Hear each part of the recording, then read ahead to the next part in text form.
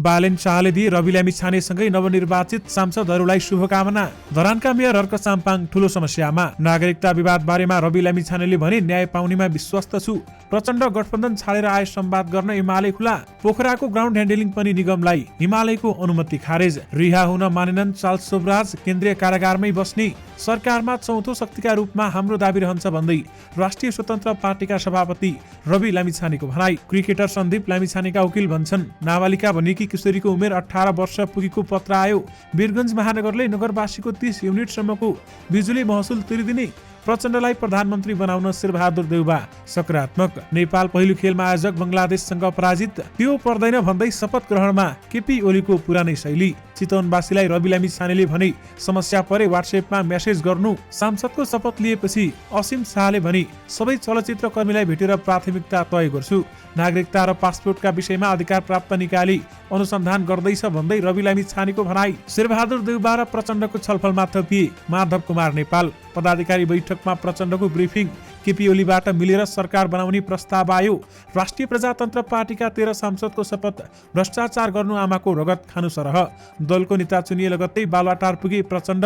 Charles सोब्राज कैदमुक्त, आज मात्रै अध्यागमन बुझाउने। उपनेता बारेमा जनार्दन र वर्षमानले प्रस्ताव मागे, प्रचण्डले पछि सारिदिए। उपनेता चयन गर्न सकस परेपछि प्रचण्डले भने गुट मार्फत लाभ लिने कुरा खराब भयो। अर्थतन्त्र गम्भीर अवस्थामा छ भन्दै राष्ट्रपति विद्यादेवी भण्डारीको भनाई। राजेन्द्र पाण्डेले मुख्यमन्त्रीको जिम्मेवारीमै रहेर प्रतिनिधि सभा सदस्यको पदको शपथ लिएपछि भयो ठूलो विवाद। अध्यागमनको हिरासत बस्न सुब्राजद्वारा स्वीकार, केन्द्रीय कारागारमै बसे। माओवादी संसदीय दलको नेतामा प्रचण्ड चयन, प्रमुख सचेतकमा पाण्डे। नेपाल टी20 लिग क्रिकेट प्रतियोगिताको मिति फेरि सर्यो। गठबन्धनमा सम्मानजनक पावर सेयरिङ गर्छौं भन्दै नेकपा माओवादी केन्द्रका अध्यक्ष प्रचण्डको भनाई। प्रतिनिधि सभाका नवनिर्वाचित सदस्यले लिए पद तथा गोपनीयताको शपथ। कांग्रेस र एमाले मिलेर सरकार बनाउँदा उपयुक्त हुन्छ भन्दै सूर्य थापाले भने। सोब्राजले कसरी पाए बाँकी कैद बिना, यसबारे महत्त्वपूर्ण जानकारी।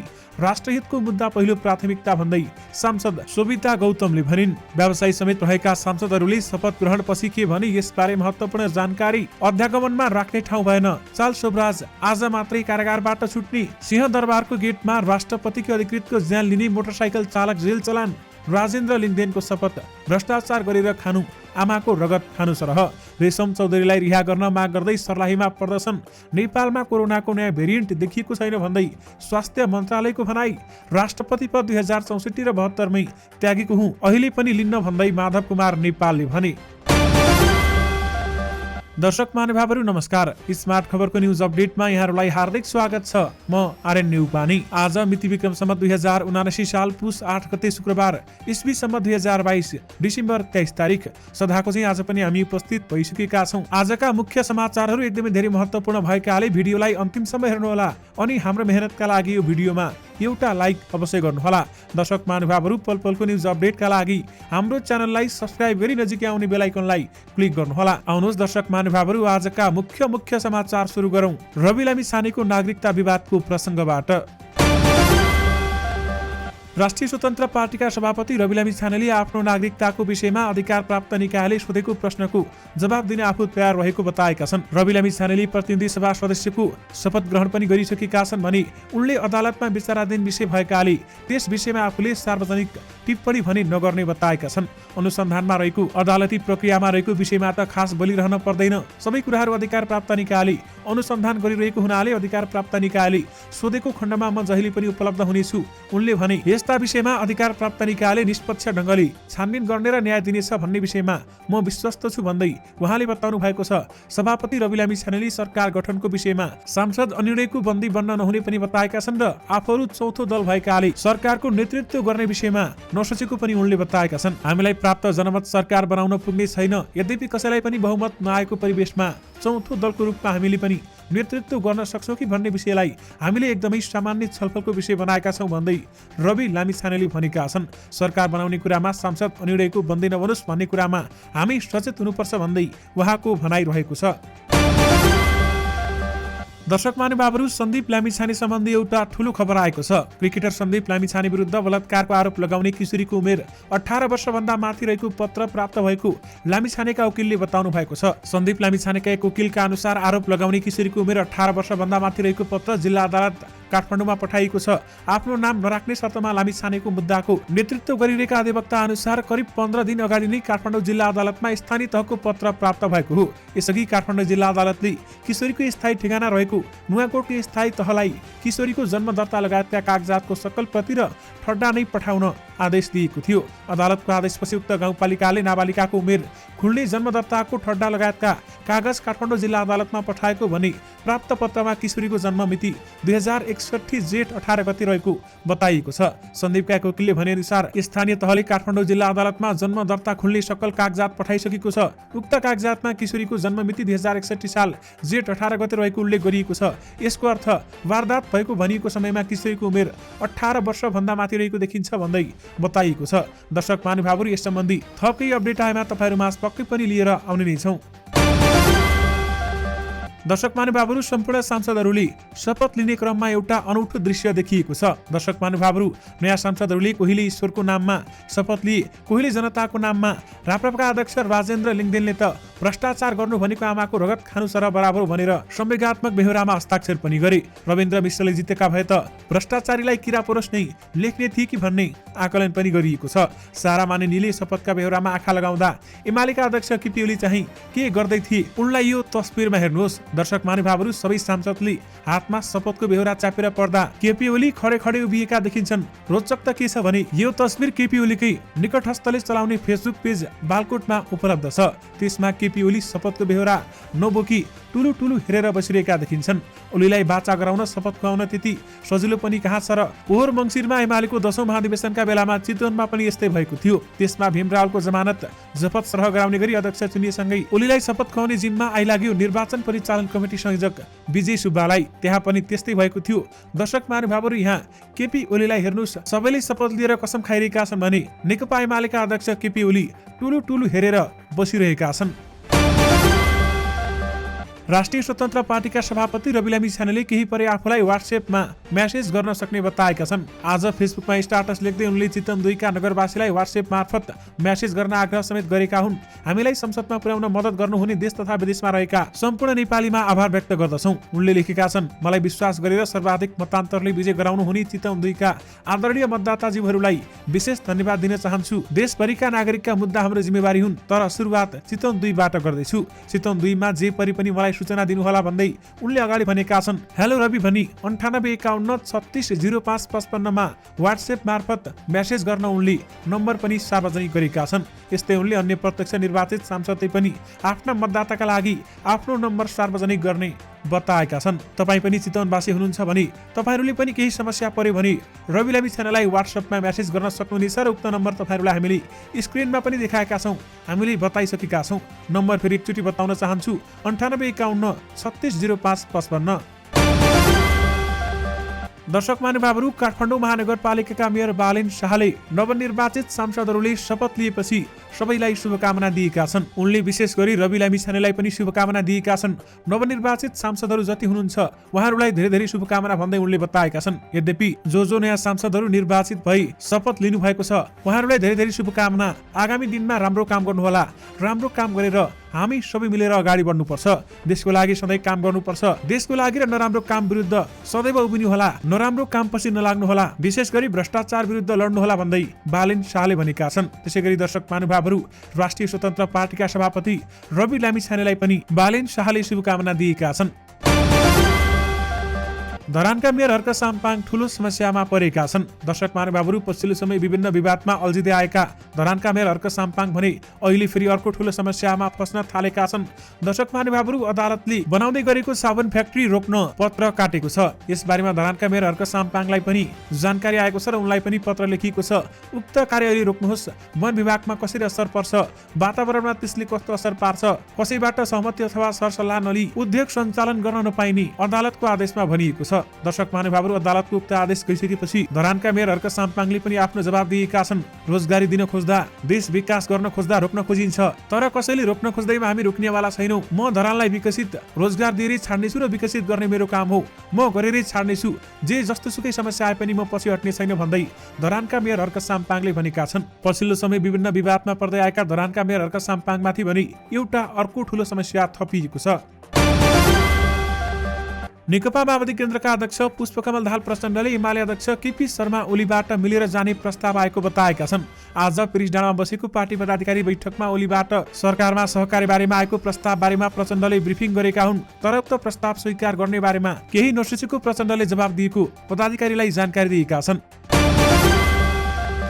प्रतिनिधि सभा सदस्यहरूले शपथ लिँदा राष्ट्रिय प्रजातन्त्र पार्टी राप्रपाका 13 जना सांसदले शपथ ग्रहण गरेका छन्। अर्थात् संघीय संसद सचिवालयले उपलब्ध गराएको शपथको बेहोरा भन्दा उनीहरूले एक वाक्य थप शपथ लिएका छन्। राष्ट्रिय प्रजातन्त्र पार्टीका सांसदहरूले संघीय संसद सचिवालयले उपलब्ध गराएको शपथको बेहोरा पढिसकेपछि भ्रष्टाचार गरेर खानु आमाको रगत खानु सरह मानेर काम गर्नेछु भन्ने वाक्य पढेर हस्ताक्षर गरी संघीय संसद सचिवालयमा बुझाएका छन्। दर्शक महानुभावहरू, त्यहाँ भएका सबै सांसदहरू मध्ये राप्रपा वाक्य भने केही फरक देखिएको छ। सिरियल किलर फ्रान्सेली नागरिक चार्ल्स सोब्राज बिहिबार रिहा भएका थिएनन्। उनलाई केन्द्रीय कारागारबाट बिहिबार अध्यागमन विभाग लैजाने तयारी गरिएको थियो। यद्यपि तर अध्यागमन विभागले जिम्मा जमानीमा छाड्ने भएपछि सोब्राजले रिहा हुन नमानेका हुन्। सोब्राजलाई कानुनी सहयोग गरिरहेका गोपाल सेवाकोटीका अनुसार उनी बिहिबार केन्द्रीय कारागारमै पाहुनाका रूपमा बसेका थिए भने केन्द्रीय कारागारबाट चार्ल्स रिहा हुने भएपछि अध्यागमनका कर्मचारीहरू छलफलमा बसेका थिए। उनीहरूले चार्ल्सलाई कसैको जिम्मामा छाड्ने तयारी गरेका थिए, तर चार्ल्सले आफू बाहिर होटलमा बस्न इन्कार गरेका सेवाकोटीले बताएका छन्। र हिजो केन्द्रीय कारागारमै बसेका चार्ल्स आज भने छुट्ने बताइएको छ, यानि कि रिहा हुने बताइएको छ। नेपालमा छिमेकी मुलुकमा देखिएको कोरोना भाइरसको नयाँ भेरिएन्ट देखिएको छैन। स्वास्थ्य तथा जनसङ्ख्या मन्त्रालयका सहप्रवक्ता डाक्टर समीर कुमार अधिकारीले छिमेकी मुलुकमा देखिएको BF7 नामक प्रजातिको नयाँ भेरिएन्ट नेपालमा फेला नपरेको जानकारी दिए। उनका अनुसार 1 महिनामा देशभरका विभिन्न ठाउँबाट संकलन गरिएका नमुनाको जिन सिक्वेन्सिङ गर्दा BF7 नामक प्रजातिको भेरिएन्ट फेला परेको हो। यद्यपि नेपालमा कोरोनाको नयाँ भेरिएन्ट देखिएको छैन भन्दै स्वास्थ्य मन्त्रालयले भनेको छ। नेकपा एमाले सत्ता गठबन्धन छाडेर आएको अवस्थामा माओवादी केन्द्रसँग सहकार्य हुन सक्ने संकेत गरेको छ। प्रतिनिधि सभा सदस्यहरूको शपथकै दिन बिहिबार एमालेको सचिवालय बैठक बसेको थियो, जसमा अध्यक्ष केपी शर्मा ओलीले पछिल्लो राजनीतिक घटनाक्रम बारेमा ब्रिफिङ पनि गरेका थिए। एक पदाधिकारीका अनुसार ओलीले सत्ता गठबन्धन कायम रहँदासम्ममा एमालेले कुनै विकल्पमा पहल लिन सक्ने अवस्था नभएको बताए, तर सबै पक्षसँग संवाद भइरहेको भन्दै उनले यसलाई थप गति दिनुपर्नेमा जोड दिएका छन्। ओलीले एमालेको 3वटा चासो रहेको पनि बताएका छन्, यानि कि प्रचण्ड गठबन्धन छाडेर राय संवाद गर्न एमाले खुला देखिएको छ। राष्ट्रिय स्वतन्त्र पार्टीले पनि सरकारको नेतृत्वका लागि दाबी गर्ने संकेत गरेको छ। राष्ट्रिय स्वतन्त्र पार्टीका सभापति रवि लामिछानेले आफ्नो पार्टीले प्रतिनिधि सभामा चौथो दलको हैसियतले सरकारको नेतृत्वका लागि ठूला दलहरूसँग छलफल चलाएको बताएका हुन्। लामिछानेले सरकार बनाउने कुरा संविधान सम्मत अघि बढ्ने भएकाले आफूहरू सही अनुसार अघि बढ्ने स्पष्ट पनि पारेका छन्। वीरगञ्ज महानगरपालिकाले अधिकतम 30 युनिटसम्म विद्युत खपत गर्ने नगरवासीको महसुल तिर्दिने भएको छ। महानगरले आज नेपाल विद्युत प्राधिकरणको वीरगञ्ज र सिमरा वितरण केन्द्रसँग नगरवासीको 30 युनिटसम्मको महसुल तिर्ने विषयमा सम्झौता गरेको छ। सम्झौता पत्रमा महानगरका प्रमुख प्रशासकीय अधिकृत लक्ष्मी प्रसाद पौडेल र प्राधिकरणको तर्फबाट वीरगञ्ज केन्द्रका प्रमुख जितेन्द्र झा र सिमरा केन्द्रका प्रमुख रामु श्रेष्ठले हस्ताक्षर गरेका छन्। यानि कि वीरगञ्ज महानगरले नगरवासीको 30 युनिटसम्मको बिजुली महसुल तिर्दिने भएको छ, यानि कि नगरवासीले 30 युनिटसम्मको बिजुली महसुल नतिर्नु पर्ने बताइएको छ। फिल्म निर्माता तथा निर्देशक असीम शाहले प्रतिनिधि सभा सदस्यको रूपमा शपथ ग्रहण गरिसकेका छन्। सांसदको शपथ लिन उनी बुबासँग संघीय संसद भवन मानेश्वर पनि पुगेका थिए। राष्ट्रिय पोसाक दौरा सुरुवालमा ठाटिएका उनले नेपाली भाषामा शपथ लिएका थिए। मुस्लिम समुदायबाट उनी राष्ट्रिय स्वतन्त्र पार्टीको समानुपातिक सांसद चुनिएका हुन् र उनले भनेका छन्, सबै चलचित्र कर्मीहरूलाई भेटेर प्राथमिकता तय गर्नेछु भन्दै उहाँको भनाइरहेको छ। नेकपा माओवादी केन्द्रका अध्यक्ष पुष्पकमल दाहाल प्रचण्डले संसदीय दलको उपनेतामा चयनमा गृह कार्य आवश्यक रहेको भन्दै तत्काललाई उपनेताको जिम्मेवारी तोक्न अस्वीकार गरेका छन्। पिरिसडाँडामा बसेको पदाधिकारी बैठकमा माओवादीका अध्यक्ष प्रचण्डले उपनेता चयन पछि धकेल्ने निर्णय गरेका हुन्। सञ्चार माध्यममा उपनेतामा उपमहासचिव द्वय वर्षमान पुन र जनार्दन शर्माले दाबी गरेको समाचार सार्वजनिक भइसकेका छन्।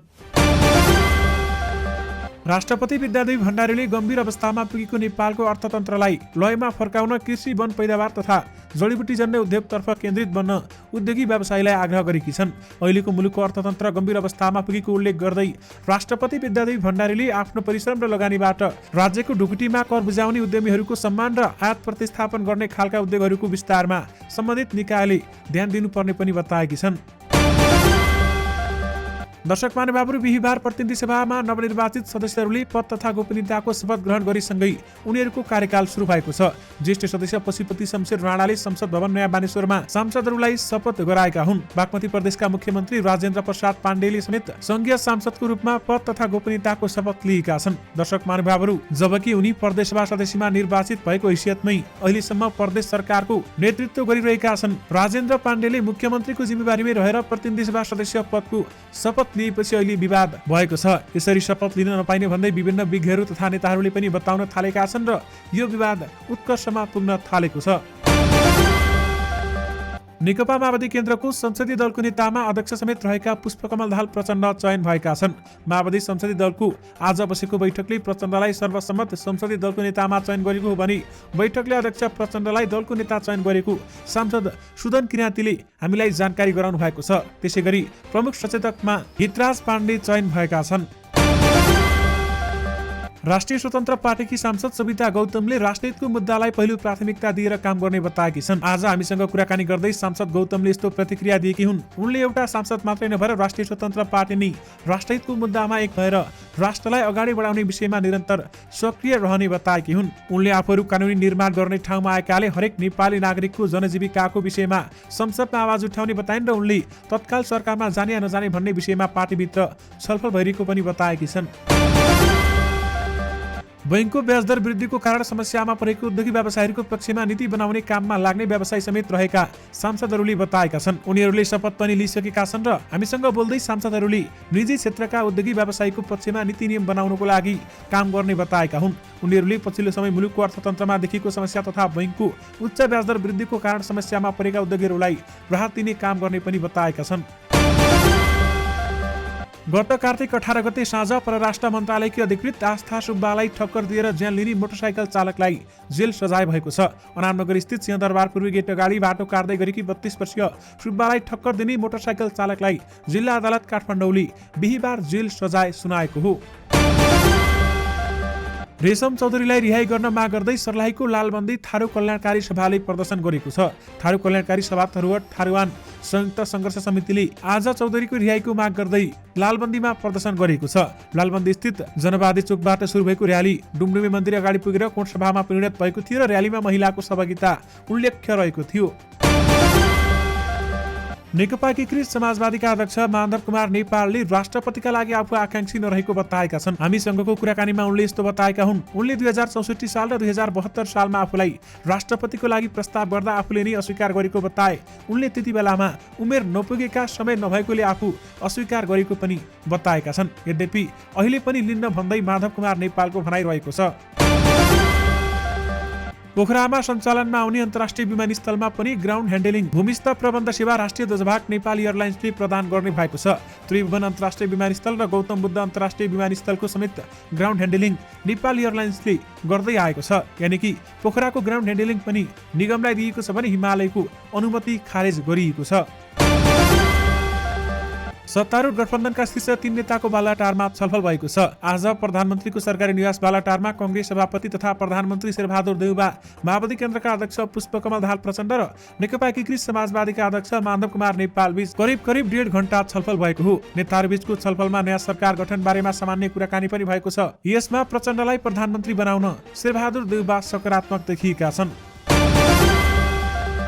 नेपाल U23 भलिबल टोली बंगलादेशको राजधानी ढाकामा भएको सभामा भलिबल च्याम्पियनशिपको पहिलो खेलमा नेपाल पराजित भएको छ। नेपाल पहिलो खेलमा आयोजक बंगलादेशसँग सोझो सेटमा पराजित भएको हो। पहिलो सेट 26-24 ले गुमाएको नेपाली टोलीले दोस्रो सेट 25-22 ले गुमाएको हो भने नेपालले अन्तिम सेट 15-21 ले गुमाएको थियो। यानि कि नेपाल पहिलो खेलमा आयोजक बंगलादेशसँग पराजित भएको छ। नेपाल क्रिकेट संघको आयोजनामा हुने पहिलो संस्करणको नेपाल टी20 क्रिकेट लिग प्रतियोगिता निर्धारित समयभन्दा एक दिनपछि सरेको छ। यही पुस 8 गते यानि कि आजदेखि सुरु हुने भनिएको उक्त प्रतियोगिता अब पुस 9 गतेदेखि सुरु गरिने नेपाल क्रिकेट संघका अध्यक्ष चतुरबहादुर चन्दले जानकारी दिएका छन्। उनले केही प्राविधिक कारणले प्रतियोगिता निर्धारित समयभन्दा एक दिनपछि सरेको बताएका छन् र उक्त प्रतियोगिताको मिति सरेको यो तेस्रो पटक हो। यसअघि असोज 4 र मङ्सिर 26 गते उक्त प्रतियोगिता सञ्चालन गर्ने तय पनि भएको थियो। नेकपा माओवादी केन्द्रका अध्यक्ष पुष्पकमल दाहाल प्रचण्डले सत्ता गठबन्धनमा पावर सेयरिङ सम्मानजनक रूपमा गरिने बताएका छन्। संसदीय दलको बैठकमा दलको नेता चयन भएपछि बोल्दै प्रचण्डले गठबन्धनबाटै सरकारको नेतृत्व गर्ने समझदारी बनाइने पनि बताएका छन् र सत्ता गठबन्धनमा सहभागी सबै दलको चित्त बुझ्ने गरी पावर सेयरिङ गरिने प्रचण्डले बताएका छन्। संघीय संसद सचिवालयले फौजदारी अभियोग लागेका 2 सांसदलाई शपथ ग्रहण गराएको छ। बिहीबार शपथ ग्रहण गरेका 270 सांसद मध्ये 2 जना सांसद फौजदारी अभियोग लागेका व्यक्ति हुन् भने मनाङ 1 बाट निर्वाचित नेपाली कांग्रेस टेकबहादुर गुरुङ विरुद्ध विशेष अदालतमा भ्रष्टाचारको मुद्दा विचाराधीन छ। महोत्तरी 1 बाट निर्वाचित नेकपा एमाले उम्मेद्वार लक्ष्मी महतो कोइरीमाथि मधेस आन्दोलनका क्रममा प्रहरी सहायक निरीक्षक थमन बिक हत्याको आरोप रहेको छ। उनी प्रहरी प्रशासनको नजरमा फरार अभियुक्त हुन्, यानि कि कानून बनाउने ठाउँमा कानून तोड्नेहरूको शपथ लिएको छ। नेकपा एमालेका सांसद सूर्य थापाले कांग्रेस र एमाले मिलेर सरकार बनाउन उपयुक्त हुने बताएका छन्। मुलुकको राजनीतिक स्थायित्व र दीर्घकालीन हितका लागि पनि दुई ठूला दलहरू कांग्रेस र एमाले मिलेर सरकार बनाउन उपयुक्त हुने आफूलाई लागेको उनको तर्क थियो। सांसद थापाले सञ्चारकर्मीमा सरकार कसको नेतृत्वमा बन्छ भन्ने भन्न सकिने अवस्था अझै पनि नरहेको बताएका छन्। प्रधानमन्त्री तथा नेपाली कांग्रेसका सभापति शेरबहादुर देउबा र नेकपा माओवादी केन्द्रका अध्यक्ष पुष्पकमल दाहाल प्रचण्ड बीच भेटवार्ता भएको छ। पार्टीको संसदीय दलको नेता चयन भए लगत्तै प्रचण्ड बालुवाटार पुगेका हुन् र उनीहरूबीच नयाँ सरकार गठन बारेमा छलफल भइरहेको स्रोतले जनाएको छ। दर्शक महानुभावहरू, त्यसमा माधव नेपाल पनि सहभागी भएका छन्। माधव नेपाल पछि सहभागी भएका हुन् र उनीहरूबीच कसको सरकार बनाउने, को पहिला प्रधानमन्त्री बन्ने बारेमा छलफल भइरहेको छ भन्दै बताइएको छ। यद्यपि प्रचण्डलाई पनि प्रधानमन्त्री बनाउन शेरबहादुर देउबा सकारात्मक देखिएका छन् भने गठबन्धनभित्रबाटै प्रधानमन्त्री बन्न सक्ने दावी गरिएको छ। दर्शक महानुभावहरू, यससँगै तपाईहरुमा आजका सबै मुख्य समाचारहरू राखिसकेका छौं। फेरि पनि तपाईहरुमा नयाँ मुख्य समाचारको साथमा उपस्थित हुने नै छौं। अहिलेलाई भने मलाई बिदा दिनुहोस्। नमस्कार।